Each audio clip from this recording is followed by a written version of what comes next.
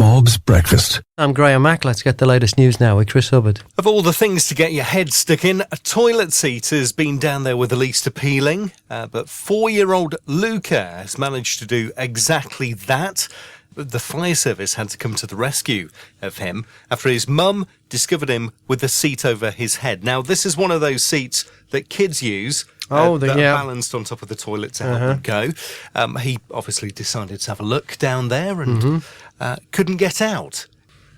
I wonder what people have got stuck in. Maybe when you were a kid, or maybe when you're older and you got stuck, you got something stuck on you, or you got stuck somewhere. What's your stuck story? 01438 422 106. You've guessed it. It's Bob's Breakfast. Talking about your school uniform stories. What's yours, Phil? Okay, I was at a boys' school in Hemel Hempstead, Corner Hall School for boys, and I was playing football afternoon with my mate, and I said to him, I said, what you got tomorrow for school? He went, I've got half an hour of geography, half an hour of maths, I've got 6 hours of games. So what you got? I went, I've got double maths, I've got double geography, and 4 hours of metalwork. I'll come to your school for the day. So I did. The next morning I went to his school, sat at the back with him, okay, kept very quiet, low profile, and nearly got through the whole day at his school. Wow. Which was at Adeyfield School in Hemel. Now, were you wearing the right school uniform? Yeah, I had his uniform on. Okay, never said a word, all right, until last minute, and one of the games teachers said, don't I know you? About half an hour into the end of the term, you know, end of the lesson. But because you were wearing the right uniform, you got away with it? I got away with it. And what did your mate reckon? It was brilliant. They still talk about it. Yeah, well, you'll be a legend. Yeah, Phil, they thanks. Still talk about it. Thanks very much for sharing. Cheers, Getting stuck this morning. What's your story? This is Dean. I'm phoning on behalf of my daughter who's just got stuck in a lift this morning. Did she? Where at? She's still in the lift now. She's at the flats at the Queen Elizabeth Hospital in Welling Garden City. Wait a second, Dean. So, she's a grown-up daughter? Yes, she was on her way to work, apparently, got in the lift, pressed the button, the lift dropped, and now she's stuck. In which block of flats? It's at the Queen Elizabeth Hospital. I can give you her phone number if you want to talk to her. Yeah, give me a phone number and we'll call her live, trapped in a lift. Okay. Cheers, Dean, thank you. See you in a bit. This is Bob. Good morning and welcome to another political scandal. Sex and drugs. Keith Vaz. Yes, Keith Vaz. What has this bloke been up to? It looks like he has paid... He's a married father. And he's paid what the papers are describing as Eastern European rent boys for favours. There are drugs involved. There's talk of a Viagra-like drug. Some other thing called poppers. Daily Telegraph have used an unfortunate headline. Keith Vaz to be probed over payments to prostitutes. Unfortunate for them to use that word. I can imagine that being quite intentional. You think so? Yeah. Unbelievable. Now, really, what somebody does in the privacy of their state-funded £75,000 extra house that they need, he's got a house, his family home. And this is his £75,000 that he claims in expenses for his home near where he works, in Parliament. Even though his family home is only 12 miles from Parliament. But anyway, what somebody does in that taxpayer-funded home really is their own business. Unless you're the chairman of the Home Affairs Select Committee, which is currently examining prostitution in the UK. Goodness me. I read this yesterday. It's, of course, all allegedly at the moment, and he's said he's going to inform other members of the Home Affairs Select Committee whether he'll stand aside when it meets on Tuesday. So he hasn't actually stood aside yet? Not yet. These people have no shame. I think the funniest part of it is He pretended to be a washing machine salesman. I mean, of all the professions you could pretend to be for that kind of activity, the most glamorous one he could come up with was washing machine salesman. I don't know anybody who's a washing machine salesman. Does he work at Curry's? But he's a washing machine salesman. That's just peculiar. Keith Vaz. He's missed a trick there. If he does take that, if that takes off, he can get commercial endorsement to do Daz commercial. I'm Vaz, get Daz. Well, the laundry's the least of his worries now, isn't it? Absolutely. Yeah. I can't believe that someone like Jeremy Corbyn or someone senior in the Labour Party hasn't stood up straight away and just sacked him as the chairman of the Home Affairs Select Committee currently investigating or looking into prostitution in the UK.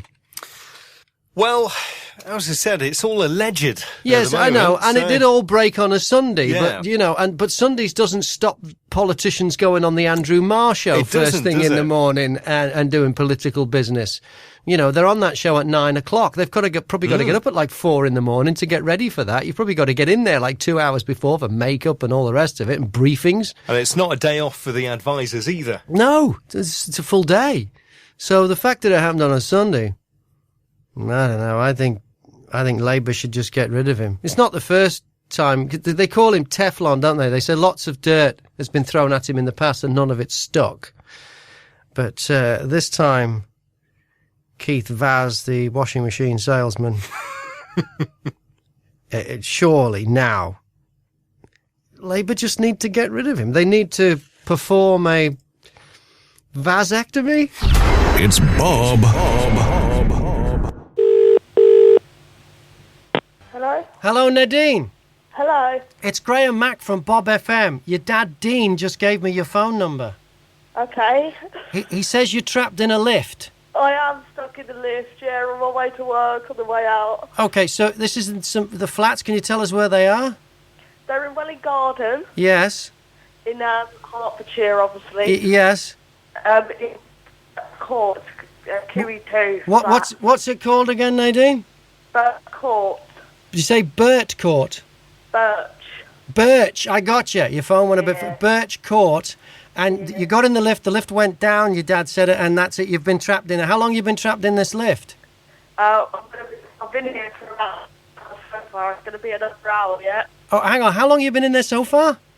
Half an hour. Half an hour. How do you know it's going to be another hour?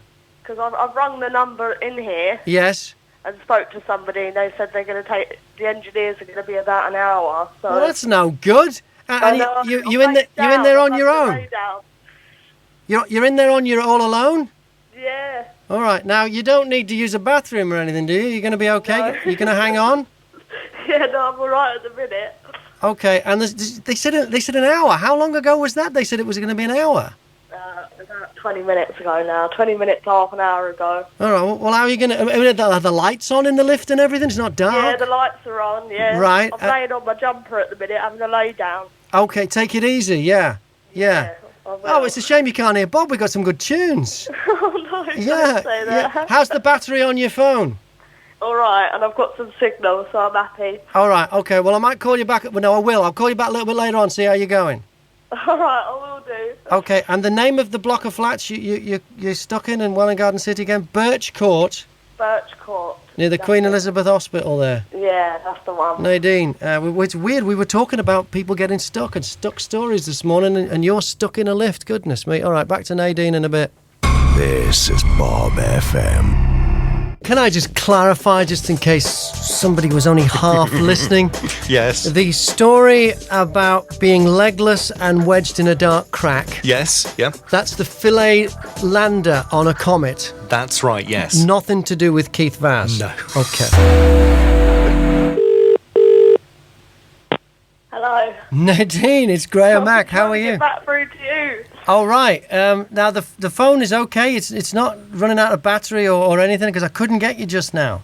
No, the signal's not great, but yeah. Okay. And have you heard any news from the people who are attempting to rescue you? No, I haven't heard anything. It's just been completely silent. Yeah, it has. Now, what about other people who live in the block of flats? Can't you, like, bang on the door of the lift? Yeah, a few of them are passing and talking to me. Yes? And what are they saying? You're alright, have you got anything to drink? Well, how would they get you a drink if you needed one? I know. All right. Now, are you all right for provisions? Yeah, no, I'm fine. I've got my lunch for work. Oh, you got your lunch? Oh, of course. Water, yeah. Yeah, because you're on your way to work. Yeah, that's it. All right. Now, do you know exactly where you are? How many floors is this building? There's 3.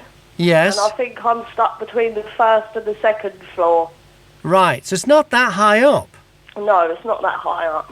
Now, you know in the movies when you see lifts get stuck and somebody goes out the trapdoor at the top? Yeah. Are you tempted to try that? No, I'm not tempted to try anything. No, I'm just thinking that would be a bad idea. Yeah. Yeah, I think that's just for movies. Yeah. I think you should stay put where you are, and hopefully you'll get rescued soon. Hopefully, yeah. Very hot in here. It's very hot. It's getting hot. Yeah. Okay, all right. Well, just stay calm. You sound like you're taking it all in your stride. Yeah, no, I have to. I haven't got much choice, I don't think. No. All right, Nadine, I'll check in with you in a bit. All right, wicked. Thank you. Can you play a song for my dad, please? Yeah, for Dean, who told me all about it. Yeah. Okay, what's it? It's Aerosmith. Yeah. Love in an Elevator. Oh, okay then. Okay. Wicked. Thank you. The worst gift you've ever got.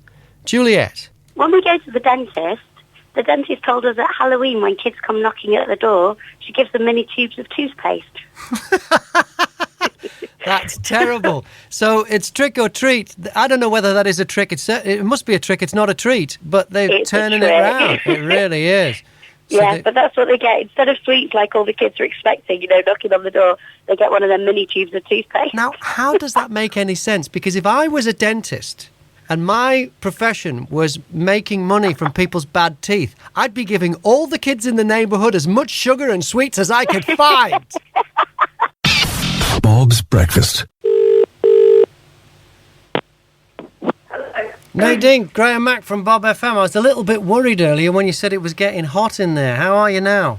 I'm all right. I've got my water. I'm all right. Okay, so don't drink too much water because, No, because I need the toilet. Yeah. So is there any sign of rescue at this stage? Have they called back?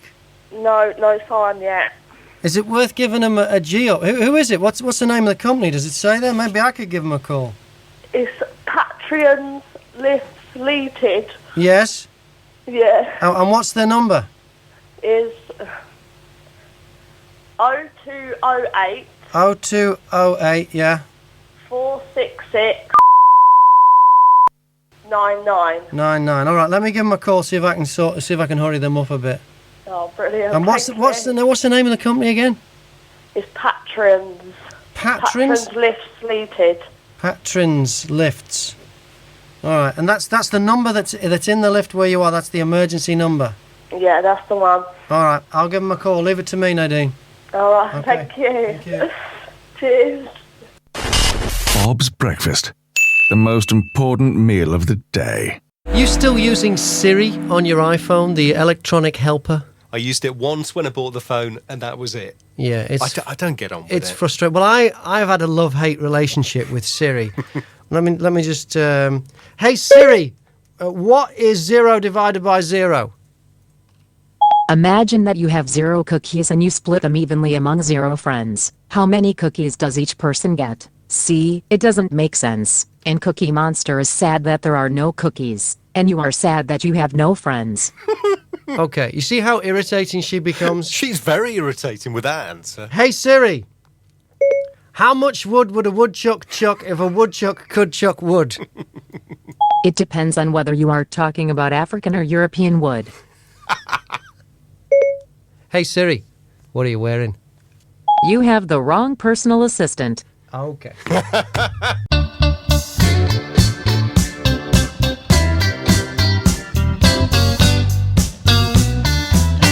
What's your getting stuck story? Sarah? Well, I did get some clothes stuck on me in a changing room. What do you mean? Well, I tried something on that was a smaller size than it should have been, but I was a bit confident that I'd get in. I think it was a dress or a top or something, and I kind of put it on in the changing room, and it was stuck. It was stuck. I was about to dislocate my shoulder taking it out, trying to take it off. I was getting hotter and hotter, and it was one of those kind of open plan changing rooms. Uh-huh. I was getting hot and panicky, and I didn't know what to do because kind of like one arm was in and one arm was out, so I had to tear it a little bit and then put it back on the hanger and go. You tore it to get out. Just a little bit. You bad person. I know. Thanks for sharing, Sarah. Cheers.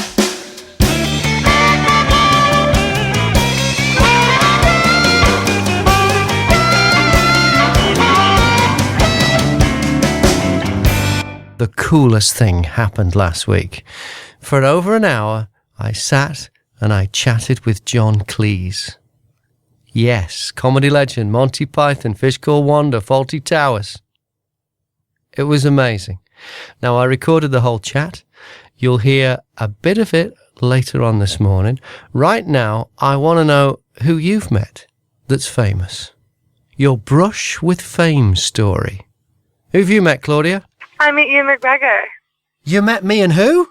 Ewan McGregor? Me and who? Ewan McGregor. Where did you meet Ewan McGregor? At my job in Scotland. At your job? What were you doing? I was a waitress for weddings at, what's it called, like a piping center for like bagpipes. Right. Yeah. And he came because, you know, rich people, they need to learn something different. And he was learning the bagpipes because I think he's Scottish. I think he is. Ewan McGregor was learning to play the bagpipes. Yes, he was.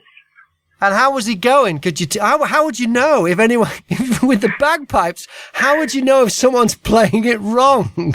How would you know that? Yeah, I don't know. See, bagpipes and me were not friends. I actually loathed them after I was working there. Yeah, I bet you did. Especially with people playing them badly, but you wouldn't be able to tell because they always sound like they're being played badly. Yeah, exactly. Yeah. And so what was Ewan McGregor like? He was just really normal. He was a lot shorter than I thought he would be. Mm-hmm. And he had a bushy beard, so he didn't really look that attractive. Oh, right. Well, maybe he had that for a part, maybe, you think? It could have been. Yeah. Yeah. But wow. Yeah, it was, you know. You met Ewan McGregor. Well, thanks for sharing your story, Claudia. Of course.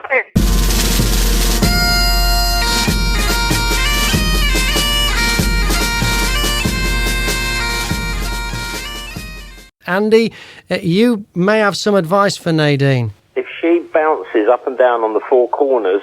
Yes. So if you imagine standing in a corner, put your hands on the corner... Yeah. And then jump as hard as you can on all four corners... Yeah. There's a chance it will trigger it. How do you know this, Andy? I know somebody's done it. Someone who's been trapped in a lift? Yeah, because sometimes what happens, they get almost to where they want to go... Yeah. And it's literally the last quarter of an inch... Yes. Because... they're designed to take, obviously, a lot of weight. Yeah, well, she's in there on her own. That's right. That's the problem. Yeah. I see. It's not detecting her weight. Oh, I see. Maybe she's a skinny thing. Who knows? She's a tiny girl. Yeah, I was thinking that earlier. I thought, my word, if she's small. Yeah. Then it just needs that extra boom to get that to trigger the sensor. All right. Thanks for the advice, Andy. I'll let her know. It's worth a try, Graham. It'll get her out of there. Okay. Thanks a lot, Andy. It depends how big she is. If she's only tiny, it might not work. But. All right, we'll see how we go. All right, thanks, Andy. If anyone's got any more advice on how you get... Nadine's trapped in a lift in a block of flats in Welwyn Garden City. 01438 422 106.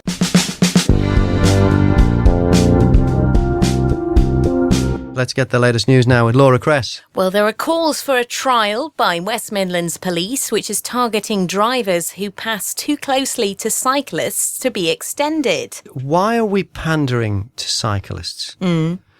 You are somewhere between 6 times and 15 times more likely to be killed on a bicycle on the road than you are driving a car. Riding a bicycle on a public highway is a crazy thing to do. Now, don't get me wrong. Cycling is a fabulous sport. On a track. Or mountain biking. Or BMX on a track. Or when they've closed the road for an event. And Britain has produced some of the world's best cyclists. It's a fabulous sport. But so is football. You shouldn't be playing football on a dual carriageway either.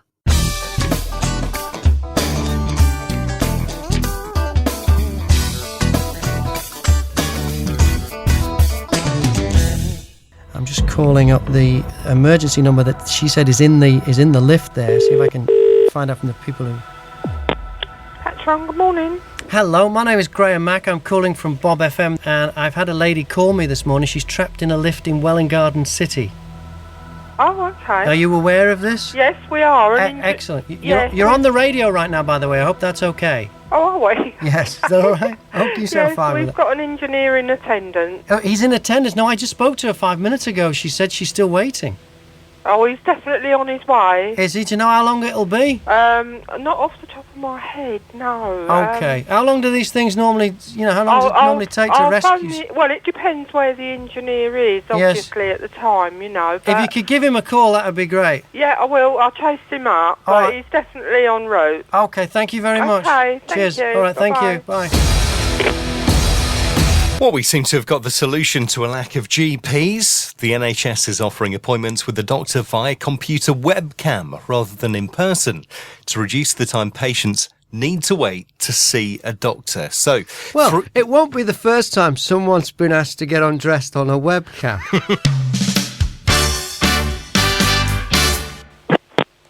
Hello? Nadine, Graham Mack, how you going? Still stuck. Well, I called the lift company and they said there is a technician on the way. Okay. Now, in the meantime, Andy has called and he's had a friend who was trapped in a lift in a very similar circumstance to you. Okay, yeah. And he was on his own as well. Okay. Andy's theory is... Yeah, hang on, Tobe, I'm on the phone, mate. One sec. Hello. Oh, who are you talking to? Someone's trying to talk to me through the door. Oh, do you reckon it might be the guy ready to rescue you? Because that might be important. I think it's one of my mates. Oh dear, can you find out who it is? Because that might be more important than what I'm about to say. Okay. Find out who that is, Nadine. He's gone. Okay. I think it was my mate. It's all right. All right. Well, anyway, Andy says that the lift mightn't sense that there's anyone in the lift because they're not designed to for just one person. They usually need a bit of weight. Okay. He's saying if you stand in the corner, in each one of the corners, with your hands on the walls in the corner, and you jump up and down, it might just release it. Okay. He said a mate of his... Can you try that for me now? Yeah, I will. So go to one of the corners, and jump up in the air and then down. Yeah, I've done that. You did? I didn't hear. You must be light on your feet. Okay, now go to the opposite diagonal corner. You jump up in there. Anything? No, nothing's happening. I can hear it sort of moving. But well, there you go. Well, go to the other two corners that you haven't done yet.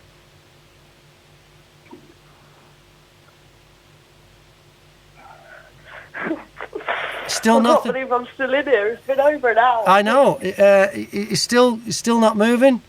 No okay. Try pushing all the buttons again. The ground floor button. You were headed to the ground floor for. Yeah, nothing. No. All right. And how hot is it getting in there then? Quite warm. Is it? All right. I took my jumpers off. Yeah. All right. Okay. Well, I'll check back in with you soon. Hang on in there, Nadine. All right. Brilliant. Thank you. This is Bob. Morning, Tony. Yes, hello, Graham. How are you? All right? Very good, mate. Yeah, I'm phoning about famous people. Who've you met? Well, we had a little story a few years ago where I was the best man at a wedding at a friend of mine. Yeah. And we got to the Blakemore Hotel in Stevenage after the event. Yeah. And there was Steve McFadden, obviously Phil Mitchell. Yes. Sarah Virginia Wade, now OBE, the old tennis player. Yes. And Emmeline Hughes. The England captain. Yeah. I think he was Liverpool in those days. He was Liverpool. He went to was it? I think it was Wolves he played for a while, I think, as well. And anyway, he was the England captain while he played for Liverpool, yeah. Well, they were all quite famous. Yeah. And we got to the event, and they were sitting in, like, the big reception rooms. Yeah. And the bride and the groom came in, etc., and everybody was having a whale of a time.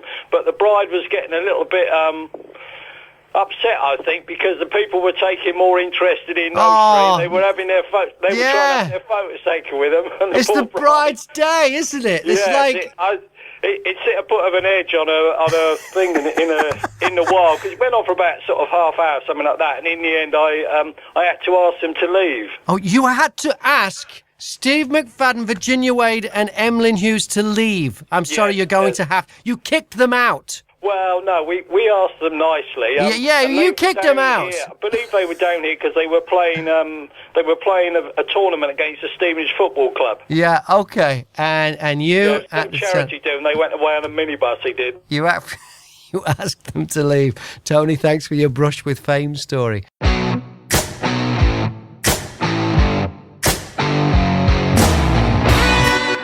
Darren. Yeah, he was getting people to ring up about giving speeches and stuff. Yeah, what have you had to do? Well, when I was at school, I've got a school report in front of me, and I had to give, not a speech, but I had to talk about my hobby, which was digging up antique bottles and stuff. Right. My English teacher, Mrs. Fife, put... Darren's reading aloud is of a satisfactory standard, and he has a confident and easy manner when presenting a talk to an audience. I should like to thank him for giving an excellent talk to the entire second year about his hobby, a talk which was received with great enthusiasm. So you didn't decide to go into that line of work? I've got a great interest in antiques, and my living room is a bit like a museum, to be perfectly honest with you, Graham. I'm still into antiques, but I ain't got so many bottles left because I had a fallout with the police when they came round one day and smashed most of them. Oh, what was that all about? Usual, like when I was at that age, around about 1980, to be honest with you, they didn't like me, and when they came round, they just used to upset me and upset my mum. So I lost the plot one day, and got arrested and was in the Welling Times for the siege of Sweetbriar.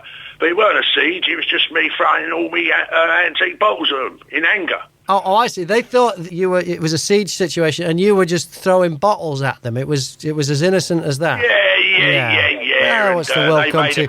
What's the world come to, Darren, when you can't throw a few bottles at a few policemen without being accused of staging a siege? Well, they shouldn't come round and upset me, then, should they? At the end of the day. Yeah. They soon learn not to come round and upset me. Yeah, well, yeah. It sounds like they didn't learn that because you ended up going to jail. Well, yeah, but at the end of the day, when I was in there, I didn't get any hassle from them then, did I? Yeah, well, you know why not? They probably think, don't bother with Darren. He's got a lot of bottle. Yeah.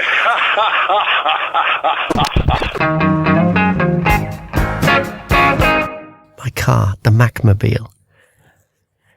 Is it a lemon? I've owned it now for just over a year.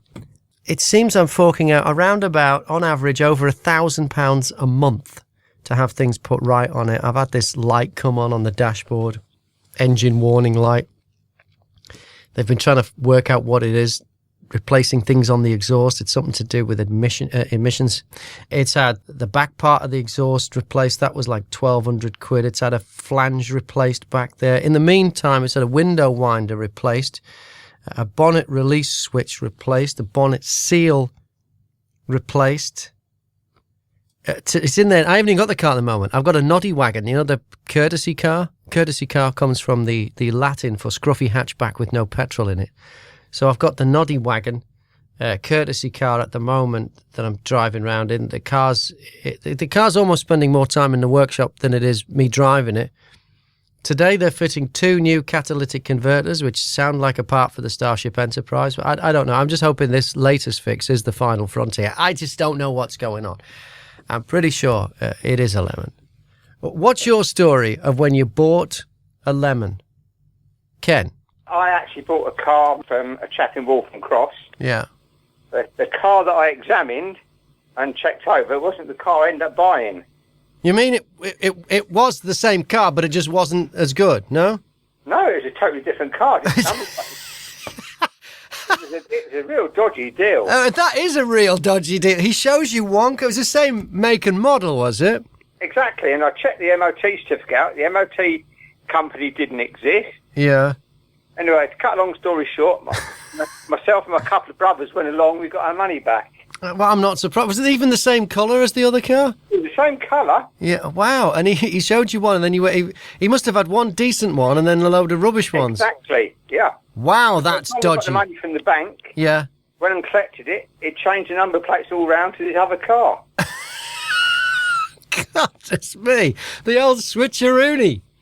It was awful, it really was. Was it? This was the one you looked at was reasonable and this one was a lemon. Exactly. What a scam. I appreciate it's buyer beware. Yeah. Over. Ken, thanks a lot for sharing.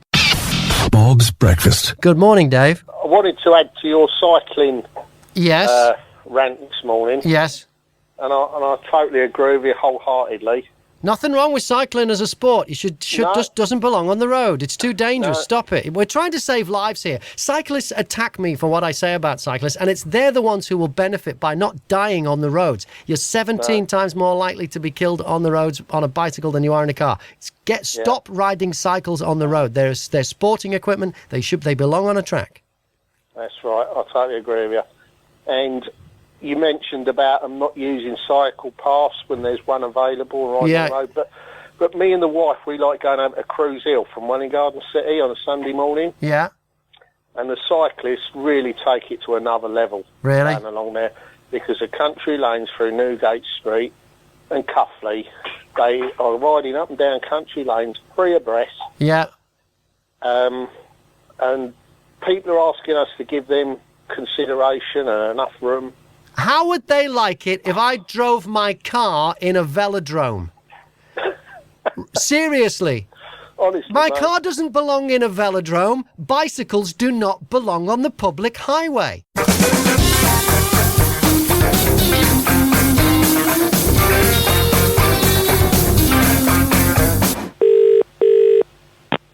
Pat's wrong.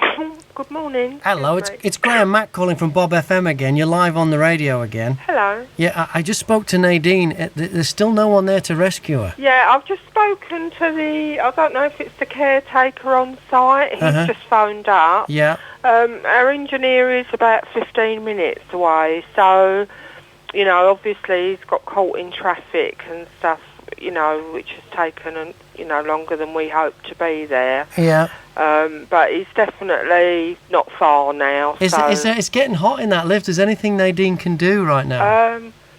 I mean, the best thing for her really is to just try and stay calm and, not... She seems to be in good shape. She's not panicking by any means. Yeah, I know. It's really, unfortunate that we didn't have an engineer in the area at the time. Yeah. But obviously... It was actually unfortunate that he broke down in the first place, I suppose. Yeah, of course. Yeah.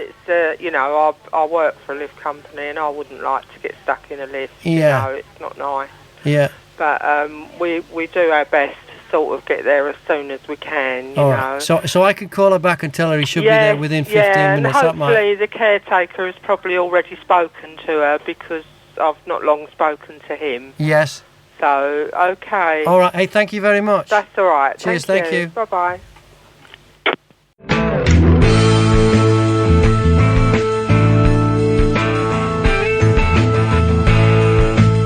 Talking about your locked out stories, when have you been locked out? Jackie?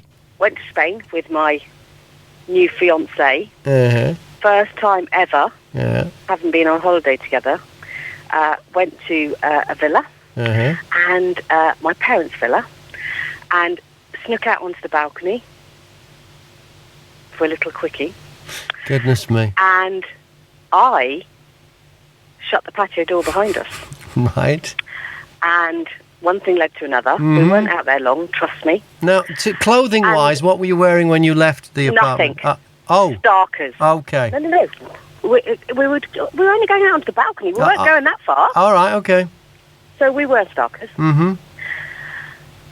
One thing led to another, blah-de-blah. Mm-hmm. I turned to go back into the villa. Mm-hmm. The patio door had locked behind us. Mm-hmm. So we're now starkers. What floor are you on? The first floor. Mm-hmm. And, of course, all the villas in Spain are pebble-dashed, Mm-hmm. as they are. Mm-hmm. Very rough stone. Mm-hmm. So my soon-to-be husband bearing in mind I wanted children, decided to climb over the wall of the villa, climb down the pebble dash, land on the veranda at the bottom, but was still naked. So then put his hand into the wreckers and grabbed one of my mum's very expensive Persian rugs, pulled it through the wreckers. Hang on, where did the Persian rug come from? Oh, I see. It was your parents' villa. The wreckers were locked. Yes, the wreckers were locked, but the back door downstairs was open. All right, yeah. So he pulled one of my mum's very expensive Persian rugs through the wreckers. Yes. Wrapped it around his little body. Yes. Can I say it didn't go all the way round? Okay. So you could see his bottom. Okay.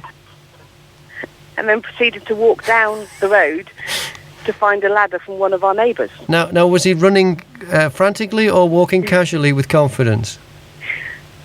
No, he was zigzagging. Right. Down the road. So then he gets a ladder and he climbs up the ladder in the same state and then and gets you down. Then you have to go down the ladder in the nutty. No, better than that. Because I'm still giggling. I'm like the little cartoon with the hands over the wall and the little face. Yes, going, like what Kilroy. No, what no clothes. Yeah. Giggling like a hyena.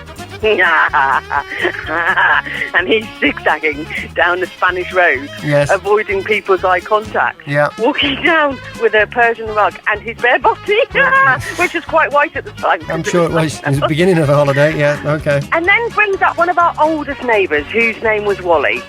Wally was about 846. Bless Wally came up with a ladder with Paul still holding onto the Persian rug and the ladder, right, and Wally in tow. Yeah.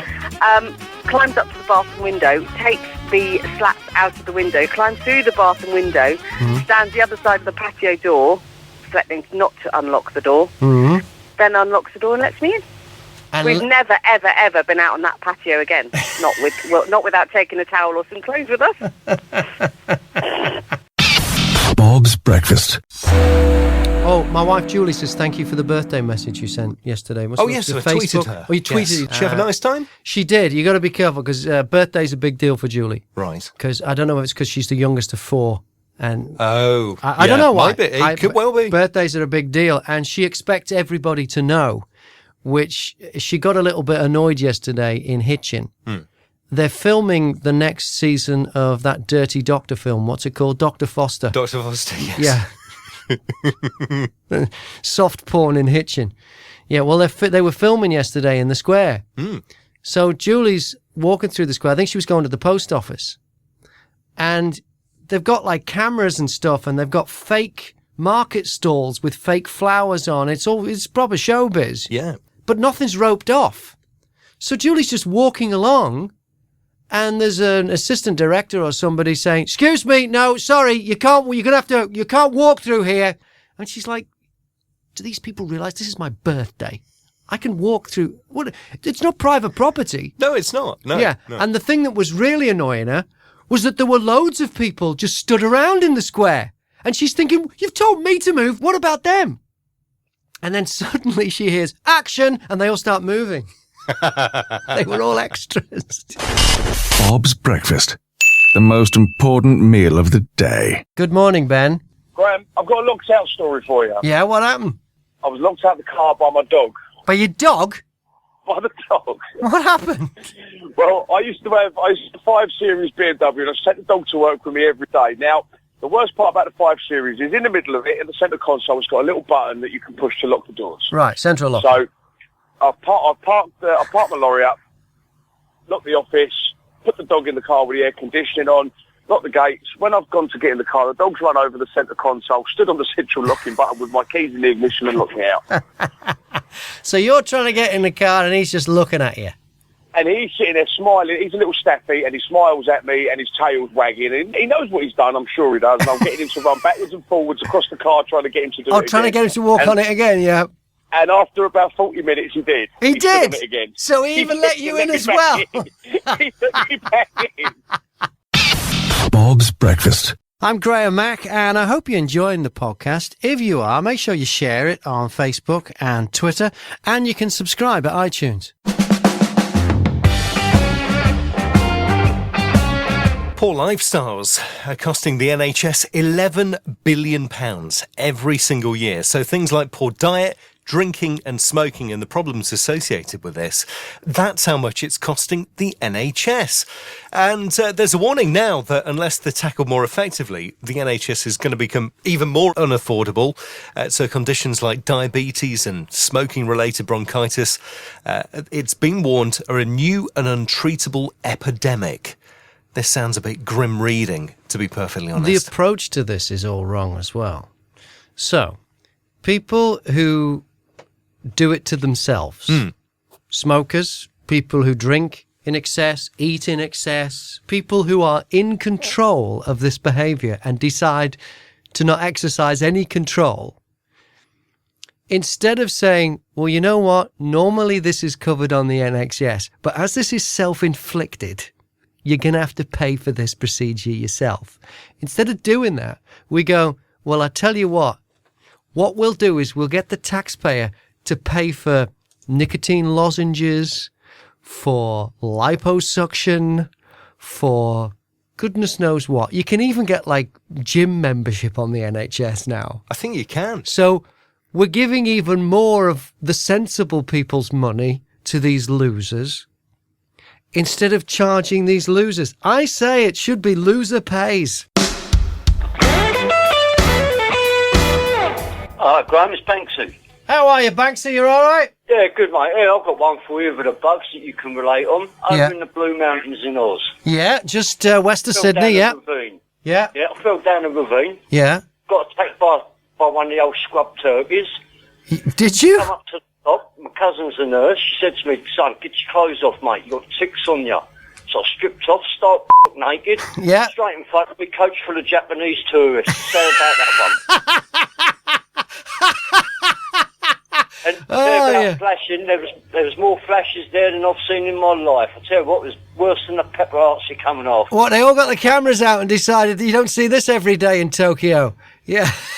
You know that, mate. Hey, great. Have a lovely one, mate, and thanks for the show and all the people on the station. All right, thank you very much, Banksy.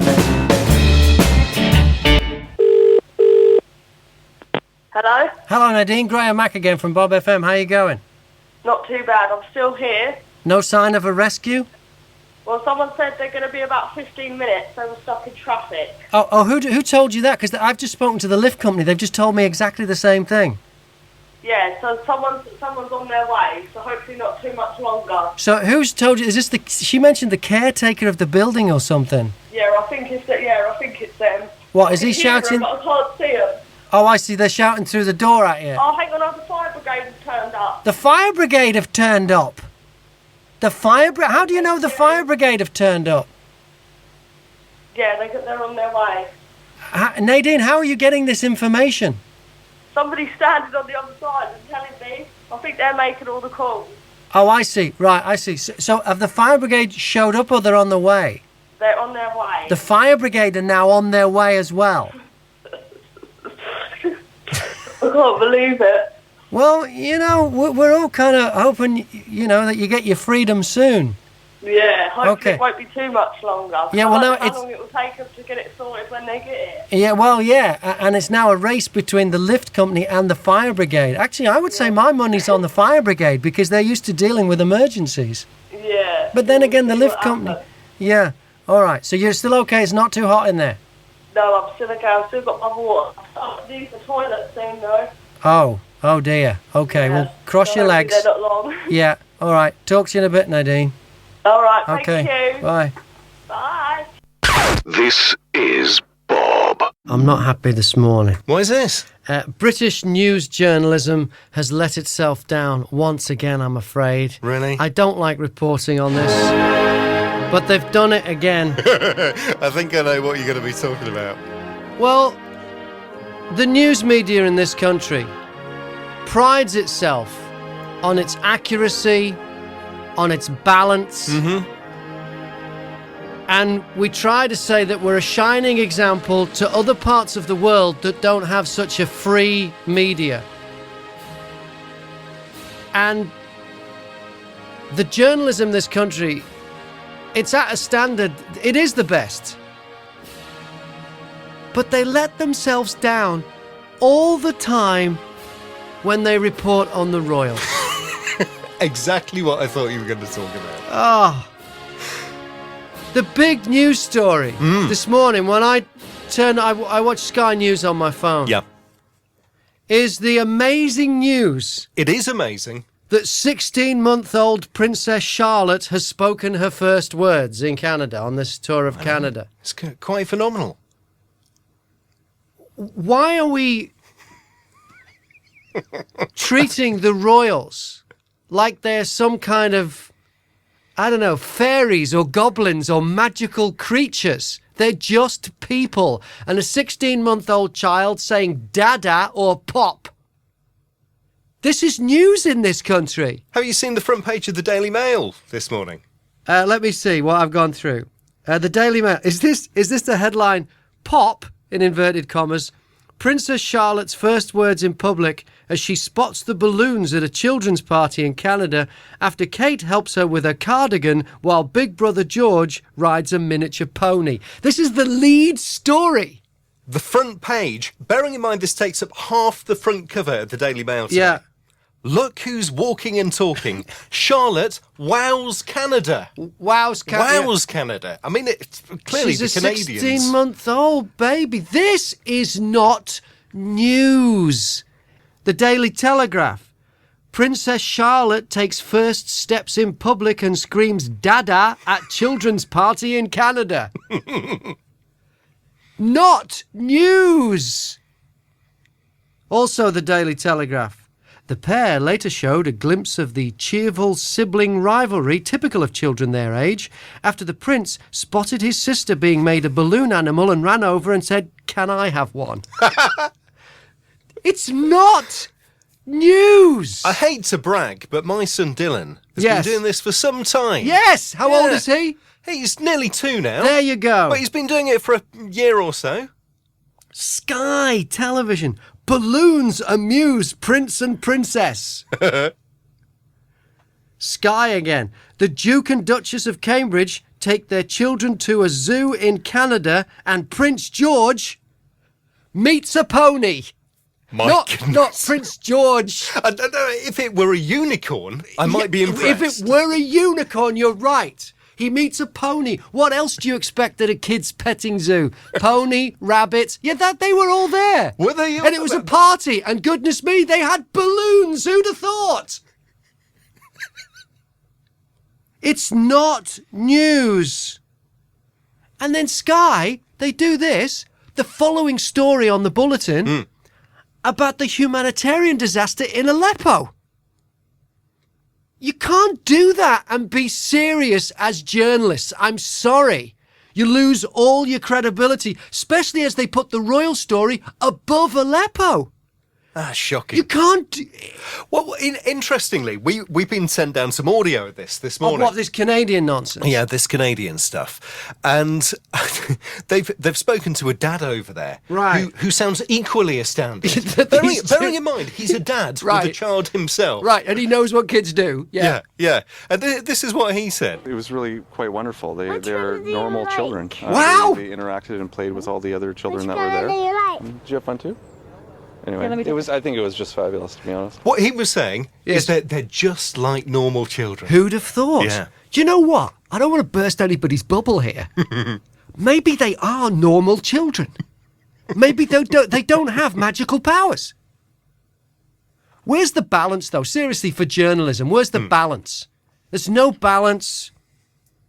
You know, how much is this trip costing the British taxpayer? How much is it costing the Canadian taxpayer? Is it expected to help economic relations between the two countries? Well, nothing.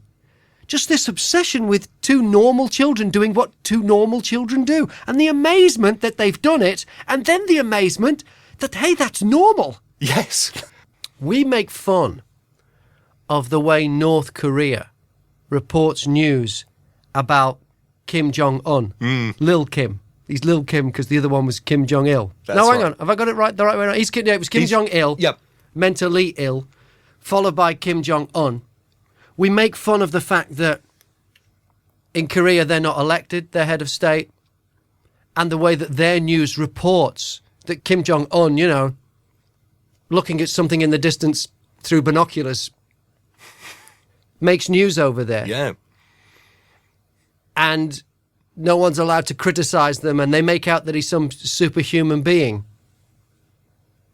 But when we report on our head of state or the unelected heirs to that office, we, Britain, are just as ridiculous.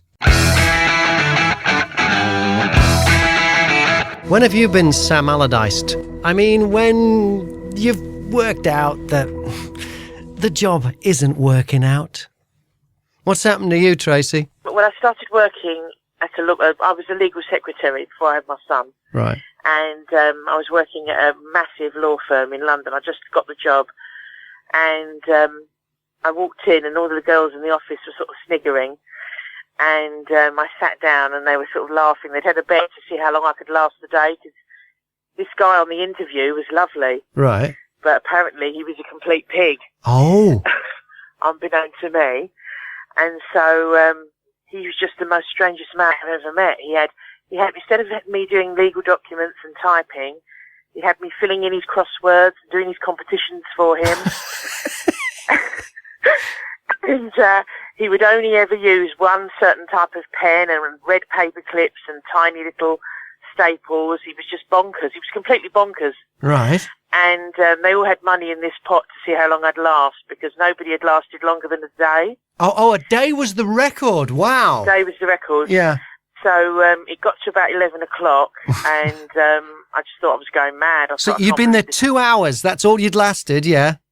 And I thought, I can't take much more of this. He was nuts. And so at midday, yeah, I said I was going to the toilet, and I never went back. So you never even found out who won the sweep then? No. No, I didn't even know. I just did a runner. I can't believe I did, but it was terrible. But I did a runner. And then the agency that got me the job rang me up. Yeah. And they were so cross, and I was like, I'm sorry, but the guy's mad. and I told them all the things he'd been doing, and they didn't realise.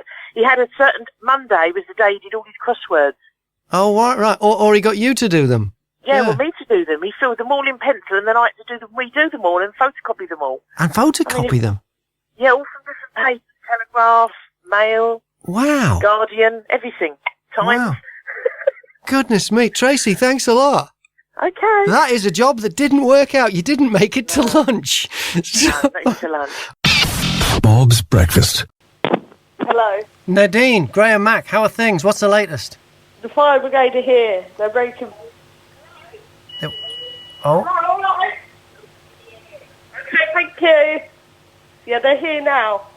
So what are they trying to do? Prise the doors open with the jaws of life or something? I think it's working. What's working? They're moving something. The lift's moving. Or what? It's going up or down? It's going down, I think. All right. So you... But I could hear them all. There's quite a few of them. I could hear them all outside. Hey, Nadine, this could work out well, because you might soon be surrounded by some firemen. I know. I can hear them all. I'm getting excited. I'm terrible. So talk us through. This morning you got in the lift to go to work. What floor do you live on? I live on the 3rd floor. Right, which is the top floor of the block. You get in there, you push the button, the doors close, and it goes down a bit, and then that's the end of that. Yeah, and I've been here ever since. Right, so what time was hot. I need the toilet. I don't want to drink. What time did you get in the lift? About 7:45. Oh, wow, you've been in there a long time. Yeah, it's been a long time. Yeah. Very stressed, I think. Yeah, but it sounds like you've got the right men on the job now. Yeah, I'm very happy about that. Yeah, okay. Yeah, all right. Talk to you in a bit. All right, cheers. This is Bob. You'll be delighted to know that so-called smart motorways are in the news this morning as well, Greg. There's nothing smart about them. Yeah.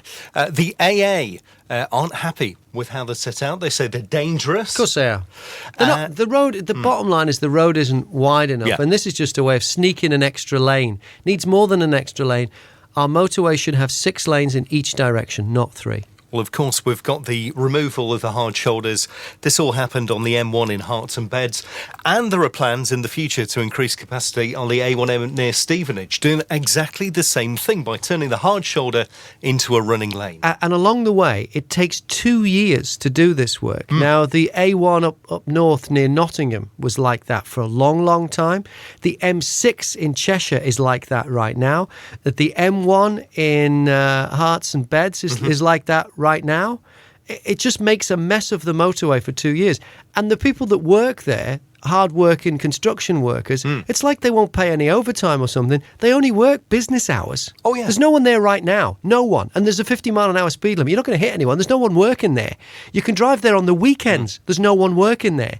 They only work like business, like gentleman's hours, like bank hours or something. I've never heard of such a thing in construction, where it's usually about getting the job done and there are bonuses for getting to certain targets on time. I worked in construction. I worked on an oil refinery construction site. We were bonused on getting certain parts of the job finished on time. Not these. They've made them take as long as possible, and at the end of the day, all you get is one extra lane, no hard shoulder, and a giant speed trap with continually changing speed limits and gantries and cameras so you can't keep up. They're an insult to the intelligence of anyone that's ever driven a motor vehicle. Well, according to the government, they're smart. This is why they've got the gantries. This smart. is why they've got the change in speed limits. Yeah, smart. But you do have to be careful if you're driving up the M1 through Herts and Beds. In between the two counties, the speed limit can go up and down, up and down, up and down. Up and down, yeah. Without you even noticing, for no apparent reason. For no apparent reason, just to catch you. It's the old shell game. You got the shells with the P under it, they keep moving it round, and you have to guess where the P is. You can't, driving on a motorway used to be a reasonably relaxing endeavour. You just stuck it on a speed, you just stuck it on 90, and you just kept going. You kept your eyes out for the cops, and you listened to your favourite radio station. That was all you did. Now, it's this game of cat and mouse with these robots. It's ridiculous. One of their other concerns is the fact that, there's no lay-bys either. Well, There's no emergency pull-ins, or at least if there is one, it's probably half a mile up the road from where you actually need it to be. So those idiots that packed too much on the roof rack box and it comes open and all their clothes fall out all over the motorway, or the people that are trying to tow stuff, or the people that are just driving vehicles that are way too slow to be on the motorway, and cars that overheat, idiots that run out of petrol, they're now going to break down and cause problems in a running lane. Well, this is That's what the hard shoulder's for. It's for idiots. And we need the idiots for somewhere for them to go. The world is full of idiots. You're not going to change that. You need to accommodate them, but just stop them getting in our damn way. We need the hard shoulder for the idiots. Good morning, Tony. Yeah, morning, Graham. Call, you're on one this morning, isn't I tell you what. Reference your story on carrier bags. Yes. In my industry, we used to use a fair lot of them to put incontinence aids into, obviously used ones. Right. But they now always saying about these bags and paying your 5p's and that. But what tends to happen is now people don't buy them, so we've had to start buying bin liners of some description. And I'll tell you what, they seem to have really gone up in price, the bin liners. Of course they have. The whole thing is a con. The answer... but what you do is if you now listen to the forecasts of people or the reporting, they say, this year we've saved umpteen million supermarket carrier bags. Yeah. They never support that with a statement saying... but the production of bin liners has increased, fivefold. By 100-fold probably, because now we're buying more plastic bags. We're just paying more. That's all it is. We used to get the bag for free with the groceries, and we used to recycle it by using it as a bin liner. But now we're paying for the bag at the supermarket, or having to take a blinking bag with us in the first place, which is no good if you're on your way home from work, or you haven't got the car, or whatever it is.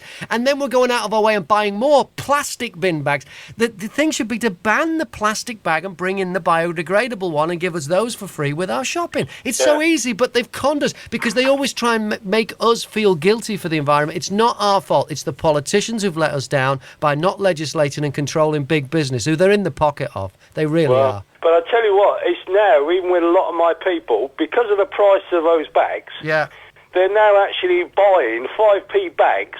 Because it's cheaper. To buy 25p carrier bags than it is to buy actual bin liners. 20 unbelievable. bin liners.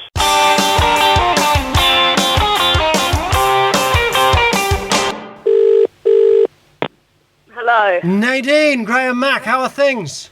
I'm out. I'm free. Who was it got you out? Was it the lift company or the fire brigade? They both turned up at the same time, but the fire brigade done the most work. Yeah, and are the fellas there? They're nice looking fellas? Yeah, nice looking fellas.